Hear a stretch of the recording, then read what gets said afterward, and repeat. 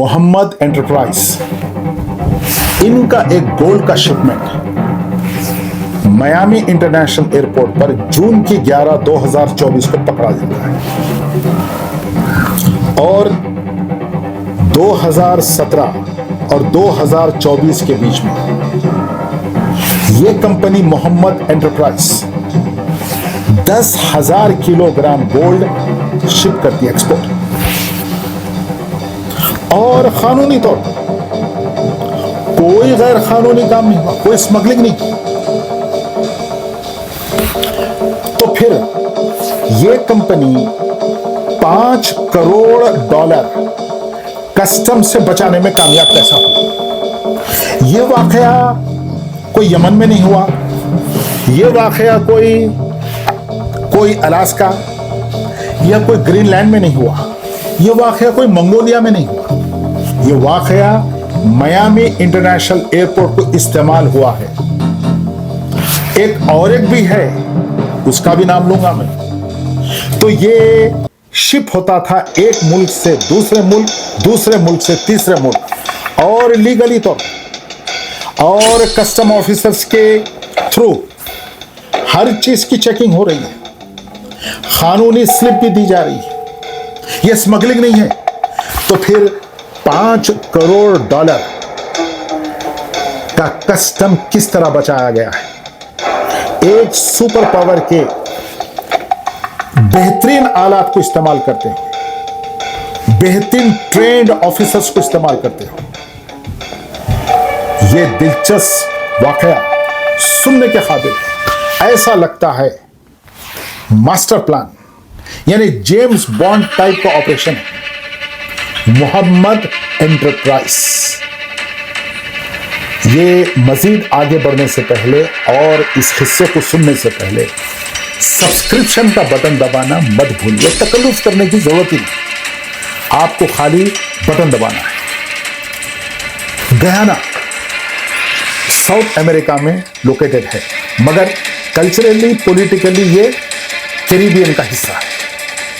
गरीब मुल्क, कमजोर मुल्क, सीधे साधे लोग। इसकी आबादी सैन फ्रांसिस्को से भी कम है, यानी San Francisco is like Bombay. तो आबादी इसकी उससे भी कम है। बॉम्बे की तो खैर बहुत ज्यादा है, सैन फ्रांसिस्को की तो और भी कम है।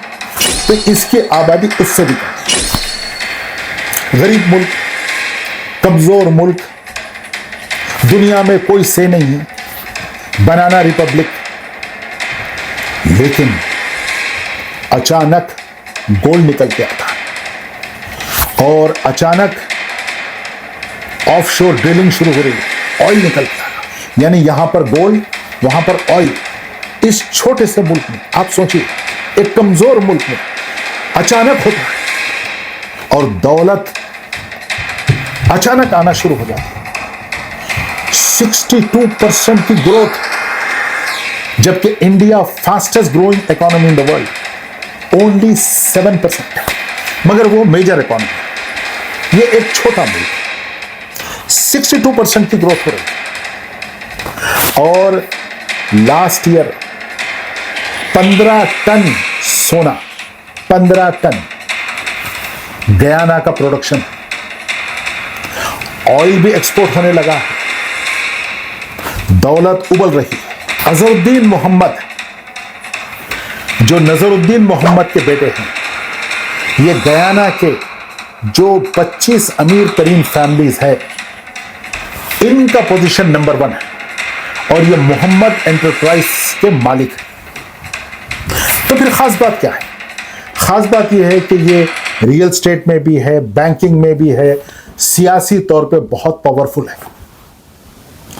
इनका शिपमेंट पकड़ा जाता है जून की 11, 2024 को। ये 2017 से लेके 2024 तक 10,000 किलोग्राम गोल्ड गयाना से मियामी, मियामी से दुबई भेजते रहे। ये शिपमेंट चलता रहा, लेकिन जून की 11 को इनका शिपमेंट रोक लिया गया। उसकी वजह क्या? वो राज क्या? कहानी करवट वहां से लेती है जब अमेरिकन गवर्नमेंट गाइनीज गवर्नमेंट से बोलती है एक्सट्राडाइट देम, मतलब दोनों को हमारे हवाले कर दो। वहां पर गयाना में पॉलिटिकली स्ट्रांग है, फाइनेंशियली स्ट्रांग है, पैसे दे दिला के बात को खत्म कर दिया जाता। लेकिन जब अमेरिकन गवर्नमेंट इन्वॉल्व हो गई और फिर पॉलिटिकल प्रेशर भी पड़ रहा है, लीगल प्रेशर भी पड़ रहा है कि ये दोनों को हमारे हवाले कर दो। गयाना की गवर्नमेंट का इल्जाम यह है कि बाप बेटे या मोहम्मद एंटरप्राइज हमारे 90 करोड़ डॉलर बैक टैक्सेस में बाकी है। कीमती से कीमती गाड़ियां इंपोर्ट हुए हैं और गोल्ड एक्सपोर्ट हुआ है।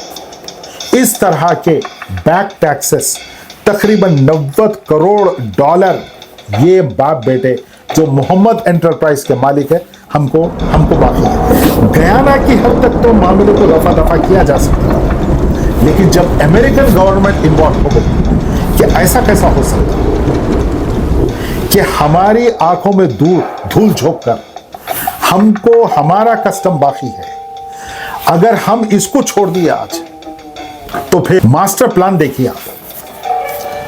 गयाना से गोल्ड निकलता था मियामी को, मियामी में कस्टम्स वगैरह देख के क्लियरेंस होकर दुबई आता था और दुबई में कस्टम्स दिए जाते थे, जो भी दिए जाते थे, वहां के जो लीगल प्रोसीजर्स थे पूरे किए जाते थे, गयाना में भी, मियामी में भी और दुबई में। तो फिर मास्टर प्लान क्या है? ये जेम्स बॉन्ड टाइप ऑपरेशन है क्या? अब गोल्ड का बॉक्स आता था, नीचे से बेस से गोल्ड को निकाल लिया जाता था और उसके जो टॉप बॉक्स होता है कवर, उसको वापस गयाना भेज दिया जाता था। तो इसमें खास बात क्या है? खास बात है एक दफा कस्टम देने के बाद आपको सील मिल जाती, वो सील डब्बे के ऊपर है, फिर गोल्ड शिप होता है, वो ऊपर का हिस्सा लगा दिया जाता है, फिर मियामी से दुबई, मतलब कस्टम दे दिए। अब उसमें कस्टम ऑफिशियल्स भी इन्वॉल्व होंगे नेचुरली, मैन पावर भी इन्वॉल्व होगा नेचुरली, लेकिन मैं ऑपरेशन को बड़ा सिंप्लीफाई करके बोल रहा हूं कि एक बार सील ले ली जाती है कि आप कस्टम दे दिए, उसी सील को दोबारा इस्तेमाल किया गया है 2017 और 2024 के बीच में।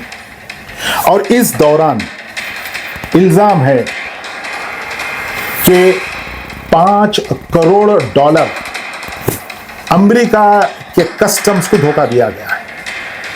अब अमेरिका इन्वॉल्व हो गया, वो चीज छोड़ी नहीं जा सकती। अब मसला कहां पर खड़ा हुआ? गयाना में तो ये लोग पॉलिटिकली पावरफुल है, बल्कि अजहरुद्दीन मोहम्मद जो बेटा है ये अपोजिशन का लीडर बनने वाला है पार्लियामेंट में, इलेक्शन जीतते रह गया। पॉलिटिक्स दौलत को प्रोटेक्ट करती है और दौलत जो है पॉलिटिक्स को सपोर्ट करती है। ये तो दुनिया का दस्तूर है आजकल। वहां पर तो मामले को रफा दफा कर सकते थे, हो भी जाता, दे दिला के बात खत्म। लेकिन अमेरिका की टीम गयाना में है, वो लोग ये बोल रहे हैं कि भाई हमको 5 करोड़ डॉलर का धोखा हुआ है। और सवाल धोखे का नहीं है, हम इसको लेट इट गो नहीं कर सकते, ये लीगल केस है। अमेरिका के कमांडोज नहीं जा रहे वहां पर, ये कोई मिलिट्री कन्फ्रंटेशन भी नहीं हो रहा, कोई ये ना पॉलिटिकल फाइट भी नहीं, ये लीगल है। अब अमेरिका की लीगल टीम गयाना में है। एक इल्जाम यह है कि गायनीज गवर्नमेंट पर इल्जाम लगाया जा रहा है कि आप अमेरिकन टीम से कोऑपरेशन कर रहे हैं और जो इनको प्रोसिक्यूट कर रहे हैं आप, वो गयाना के टैक्स डॉलर से कर रहे हैं, जो आपको नहीं करना चाहिए। ये एक एंगल। लेकिन मेरा गुमाने गालिब ये है, इन माय ओपिनियन, ये लोग अब फंस गए। और ये जो इल्जाम है कि ये लोग 2017 और 2024 के बीच में जो 10,000 किलोग्राम सोना गयाना से मियामी, मियामी से दुबई, और उसमें जो 5 करोड़ डॉलर का कस्टम बचाए हैं, शायद ये लोग इससे निकल ना पाए। और अगर ये अमेरिका में एक्सट्रेडिशन हो जाता है तो मैं समझता हूं लंबे अरसे के लिए दोनों गए बाप बेटे।